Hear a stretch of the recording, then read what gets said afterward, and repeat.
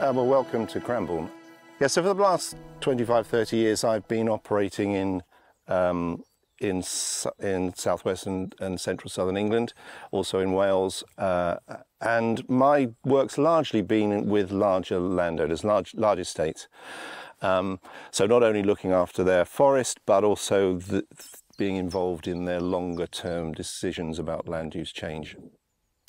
And here at Cranborne, there has been some significant planting of late. Tell us more about that. Okay, so the estate is quite large. It's around about 6,500 to 7,000 acres. The woodland resource historically has been just under 2,000 acres. And so the recent decisions have been to expand the overall woodland resource by about 10%. So the projects we're looking at today, which cover about 80 hectares, were completed. Planting was done between about 2013 and 2015. So here we're talking about an estate which has been in the hands of the family since the late 16th century. They're not going to sell the land. So here the question is, do we keep on farming or do we change to forest? Now the areas of land that we've actually had our woodland creation project on represent some of the lower quality agricultural land on the estate. Now on these particular site types, we're lucky in that relatively low quality farmland actually is able to grow high growing conifers, particularly Douglas fir, western red cedar. And it's that combination of the two, relatively low value farmland, and also the opportunity to be able to plant highly productive conifers. That's the combination which actually makes the finances work. So Andy, tell us how long it has taken to fulfil the planting, these extra 80 hectares here at Cranborne. Okay, well, it's been in a couple of phases. I mean, this was the first major blocks around us now. They only took a couple of planting seasons to actually plant. Because of the vagaries of the arable land, particularly that we inherited, the replanting success generally is very good, but there are certain areas which are problematic. So there was a fair few seasons beating up on certain parts. But of course, before we ever actually got a tree in the ground, there's quite a long period required to actually get everything in place with regard to everyone's agreement as to the planting design and then the grant in place as well, and the carbon contracts. But I think it's worth saying that arable, turning farmland into forest is by no means a straightforward thing. And particularly on arable, the previous practices with regard to the organic matter within the soil, compaction, these things tend to be quite significant on arable soils. So you are a bit going into the unknown when you start to try and forest these sorts of soils. So Andy, tell us about the composition of the woodland here at Cranborne, the new woodland. So 2/3 conifer, mostly Douglas fir, but also with western red cedar, some Norway spruce on the slightly heavier sites, some coast redwood. Mm-hmm. Around about 21% broadleaves, which is mostly oak, wild cherry, and then about 12% open space. Mm-hmm.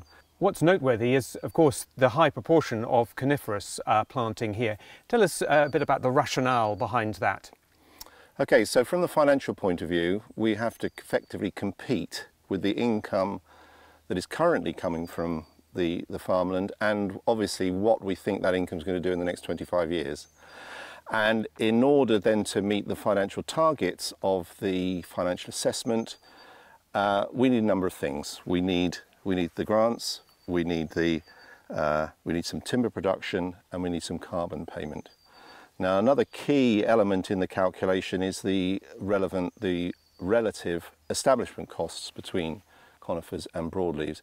You put all that together, and given the carbon price that was available at that point and the grants at that point, I reckon we needed roughly about 2/3 of the site to be occupied by conifers for me to be able to compete with farming. 50% would have been too low. You mentioned there the carbon finance. Tell us how does that work with a project like this? How do you bring in that carbon finance? Okay, well, it was a little bit different 5 years ago, and we've been working with Forest Carbon, who really are the initiators of this voluntary carbon market, and we've worked with them through these projects. In this case, as was with most projects at that point, we sell all the carbon up front in this project as what are called pending issuance units. Effectively, we're selling the rights to all sequestration for 50 years over this site for a payment up front. And the big advantage of that is you get the carbon payment at the point, right at the beginning, when you have all your establishment costs. Things are changing in the market now, but that's certainly how we did it at the time. Now, one disadvantage of that is that the calculations of carbon sequestration are based on models which are not that accurate. So large buffers are brought in to make sure that we don't overclaim at the beginning.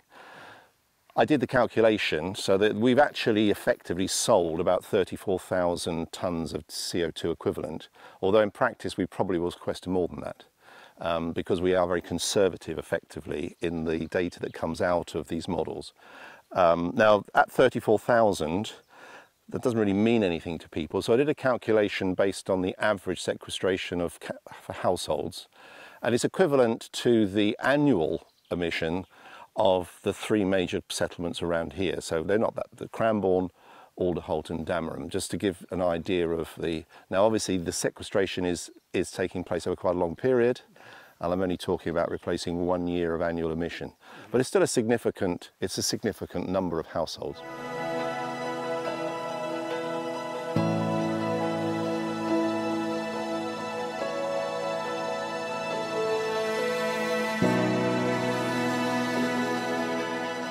Tell us a bit more about how the woodland here is of significance in terms of the species and biodiversity. So there are really two different aspects. This area of farmland actually had relatively little in the way of biodiversity interest.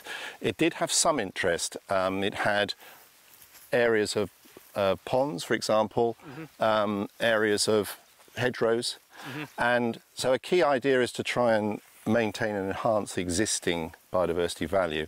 So you can see here that we've tended to develop the open ground against the existing hedgerows and existing broad-leaved features. The question of what we are delivering directly by planting the conifers is quite controversial. There's a great lack of data actually, but we are in the process of beginning to do some work to try and demonstrate the biodiversity output directly from the conifers as well, particularly in the way in which we are proposing to manage them on this site.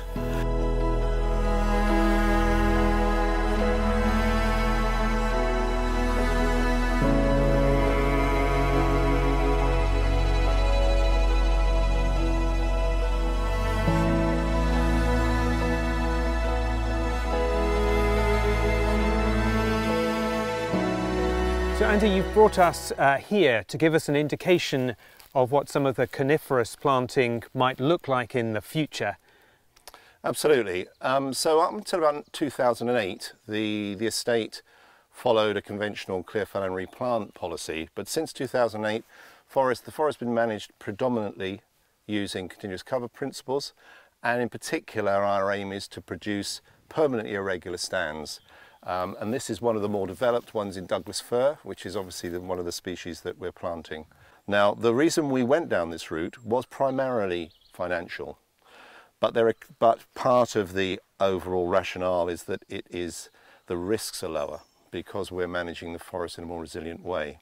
One of the key ideas of this approach is selective working. So we're focusing on trying to bring the best individual trees from the timber point of view to their fruition, and also to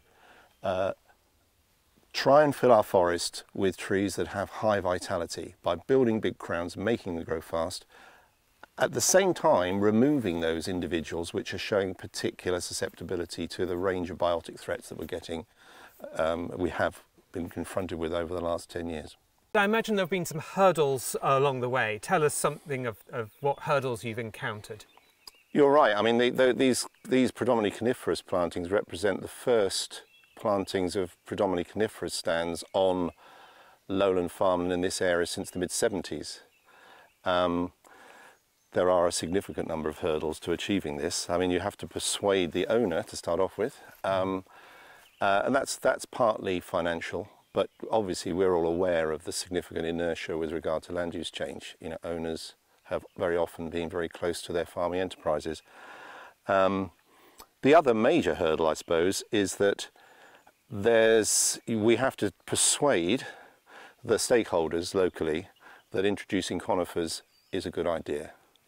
And there are a number of different aspects to this. The landscape is a very significant one, as well as the perception that conifers have very low biodiversity value, and aspects like this. And the length of time which it takes to achieve a design which is agreed by the stakeholders is a significant hurdle. And there is no real framework within which the local Forestry Commission staff can operate in order to address potential conflicts and to discuss ways of mitigating them. Fundamental ideas like the biodiversity value of conifers, what conifers can look like.